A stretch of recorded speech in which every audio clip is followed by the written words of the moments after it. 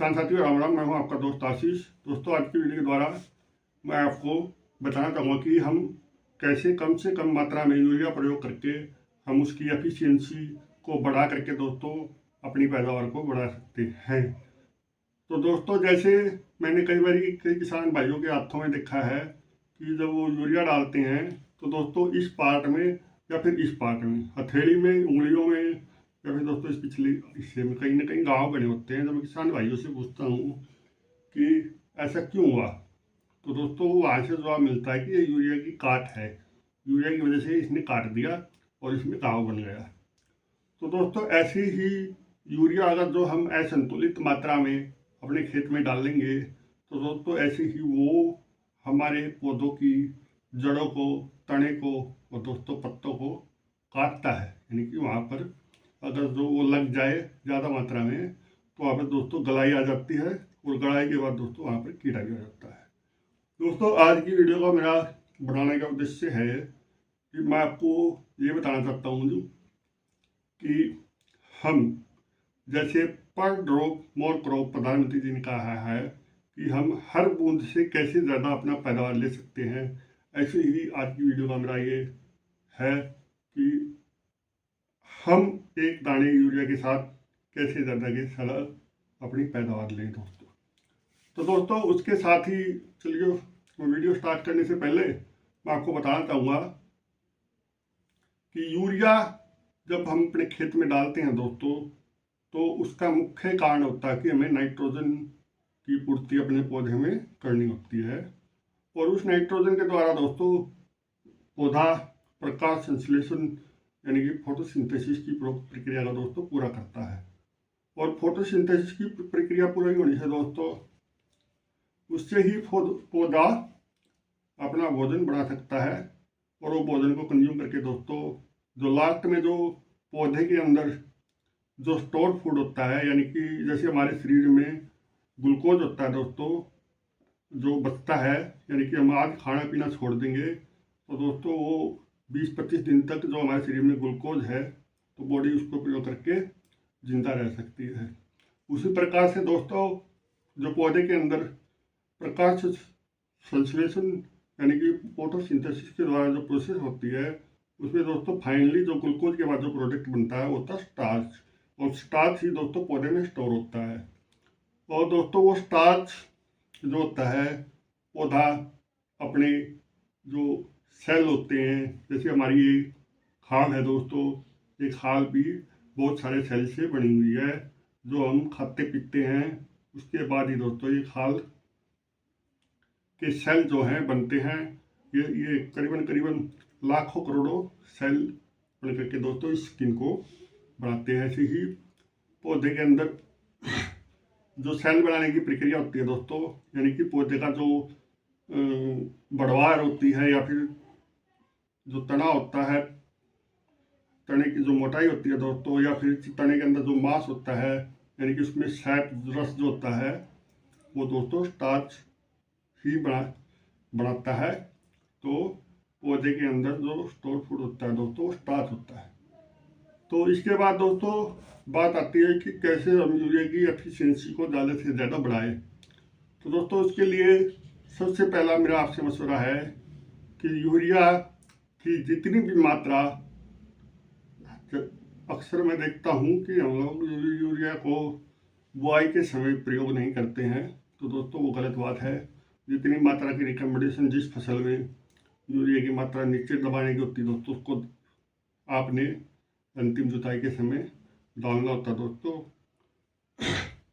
इसके साथ साथ दोस्तों एक पहलू मैं और बता देता हूँ आपको मैं कि दरअसल जो यूरिया हम खेत में प्रयोग करते हैं उसका केवल और केवल 20% से ज़्यादा 50% हिस्सा ही हमारे पौधे प्रयोग कर पाते हैं। बाकी या तो पानी या नमी के साथ मिलकर के दोस्तों ज़मीन के नीचे चला जाता है जहाँ पर पौधे की जड़ें नहीं होती, या फिर दोस्तों वो हवा और धूप के द्वारा इवापोरेट होकर वातावरण यानी कि एनवायरनमेंट पे चला जाता है दोस्तों।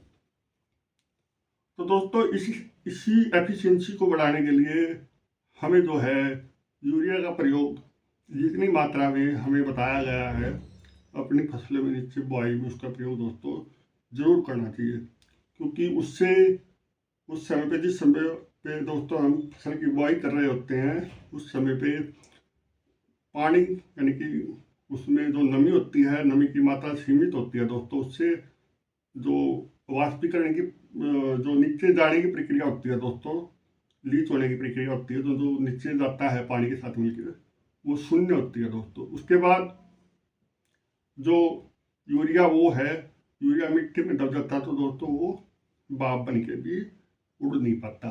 तो इसलिए हर फसल में, कोई फसल वो है, आप रिकमेंडेड मात्रा में आप यूरिया की प्रयोग जरूर करें उसमें। तो दोस्तों दूसरा जो है, हम अगर जो पानी के साथ अगर जो यूरिया को डाल रहे हैं दोस्तों, तो वहाँ पर यूरिया की एफिशिएंसी, काम करने की क्षमता दोस्तों बहुत ही कम हो जाती है। क्योंकि अगर जो मान लीजिए हमने यूरिया को डाल करके उसके ऊपर पानी दे दिया, तो दोस्तों उससे उसकी काफ़ी सारी मात्रा जैसे मिट्टी में लीच कर जाएगी, यानी कि पानी में घुल के वो सॉइल के अंदर चला जाएगा, और वो इतना गहरा चला जाएगा दोस्तों कि वो हमारा जो वाटर होता है, जहाँ से हम पानी निकाल के पीते हैं, वहाँ तक भी उसकी दोस्तों पहुँच हो सकती है। तो दोस्तों इसलिए इस पॉइंट के द्वारा मैं आपसे को ये बताना चाहता हूँ कि यूरिया का प्रयोग जो आपने करना है, यूरिया का प्रयोग हमेशा हमेशा आपको नमी में करना है, ना कि ज़्यादा। अगर तो पानी खड़ा है तो आप यूरिया का प्रयोग मत करिए। अगर जो ज़्यादा तेज हवा चल रही है तो यूरिया का प्रयोग मत कीजिए। अगर जो आपके आसमान में धूप नहीं है तो यूरिया का प्रयोग मत कीजिए दोस्तों। आपको अगर जो यूरिया का प्रयोग करना है, तो दोस्तों हमारी जो हवा की गति है वो बिल्कुल मीडियम होनी चाहिए, थोड़ी होनी चाहिए। नहीं तो वो यूरिया दोस्तों आसमान में उड़ता है, और हवा एक प्रमुख कारण होती है उसको उड़ा के ले जाने के लिए दोस्तों। जो यूरिया में जो मेन तत्व होता है वो नाइट्रोजन होता है। हमारे वातावरण में भी दोस्तों 60% से ऊपर नाइट्रोजन की मात्रा पाई जाती है, जो कि ऑटोमेटिक हमारे क्लाइमेट में होती है दोस्तों। उसके बाद अगर जो हम पानी के साथ यूरिया को डाल लेंगे, तो दोस्तों उसमें मैंने पहले बताया वो लीच हो जाएगा। इसलिए हमें कोशिश करनी चाहिए कि हमें जो है नमी में ही, अच्छी नमी में यूरिया खाद को डालना चाहिए, जिससे उसकी एफिशिएंसी बढ़े।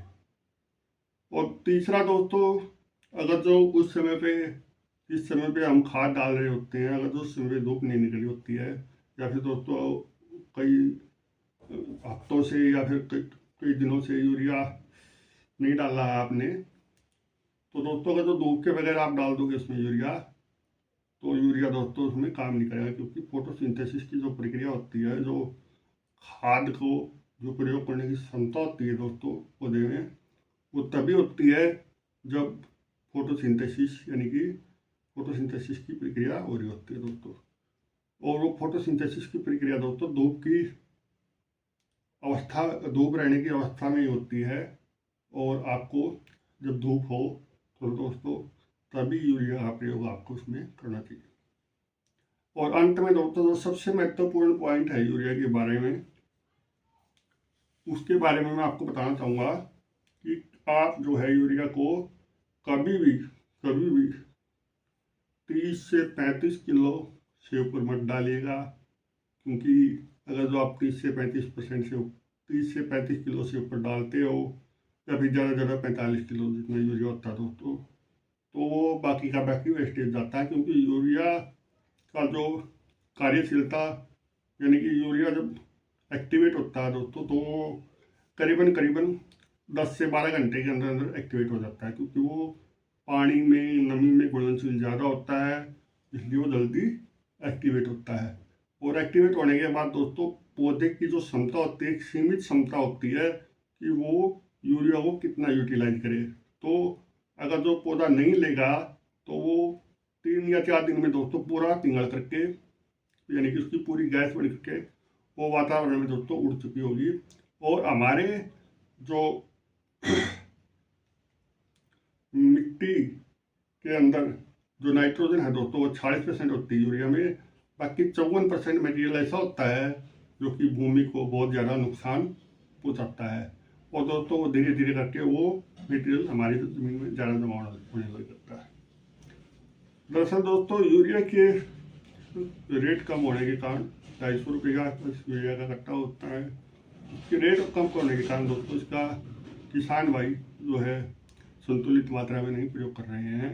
अगर तो हम ज़्यादा मात्रा में इसका प्रयोग कर रहे हैं दोस्तों, तो आप यकीन मानिए हम अपनी भूमि को ख़राब कर रहे हैं, हम फसल को ख़राब कर रहे हैं। हमें अगर तो हम ज़्यादा यूरिया डालते हैं तो उससे दोस्तों ज़मीन का पीएच मेंटेन नहीं रहता है, वो गड़बड़ हो जाता है दोस्तों। उसके बाद जितने भी ज़मीन के अंदर सूक्ष्म पोषक तत्व होते हैं दोस्तों वो भी कम हो जाते हैं। उसके बाद दोस्तों अगर जो हम दे यूरिया डाल रहे होते हैं तो उससे जो ज़मीन के अंदर माइक्रो ऑर्गेनिज्म होते हैं, यानी कि जो छोटे छोटे जो उसमें ऑर्गेनिज्म होते हैं दोस्तों जो इको फ्रेंडली बैक्टीरिया होते हैं जो पौधे के लिए जरूरी होते हैं दोस्तों, वो भी ऑटोमेटिक पीएच बढ़ने के कारण यूरिया के इस्तेमाल से दोस्तों वो ख़त्म होने लग जाते हैं और हमारी ज़मीन की स्थिति को एक तरह से बंजर ज़मीन की तरफ लेके जा रहे होते हैं दोस्तों। तो दोस्तों अभी मोटा मोटी मेरे कहने का मतलब ये है कि आपको 3 पॉइंटों का बात की ध्यान रखना कि यूरिया डालते समय हमें धूप होनी चाहिए। यूरिया हमें कभी भी खड़े पानी में या फिर पानी से पहले नहीं डालना दोस्तों, उसको नमी में डालना होता है। और तीसरा दोस्तों यूरिया जब डाल रहे होते हैं हम तो तेज हवा नहीं चलनी चाहिए। इन बातों का ध्यान रख करके दोस्तों हमें यूरिया, अगर तो हम यूरिया एक बार में 2 कट्टे डालते हैं तो दोस्तों उसका इंस्टेंट असर तो बहुत ज़्यादा दिखेगा आपको, लेकिन दोस्तों वो प्रयोग जो है यूरिया उसका 20% से 50% के बीच में ही होगा। अगर जो आप 35-40 किलो डालोगे तब भी 20 से 50% की होगा। अगर जो आप इससे अधिक मात्रा में डाल रहे हो तो दोस्तों उसका प्रयोग जो पौधा है वो कम कर देता है, यानी कि 20% से भी नीचे जा सकता है दोस्तों। तो दोस्तों इसलिए मैं आपसे इस वीडियो के द्वारा रिक्वेस्ट करता हूँ कि आप संतुलित मात्रा में ही यूरिया का प्रयोग करें। जय जवान जय किसान दोस्तों, धन्यवाद।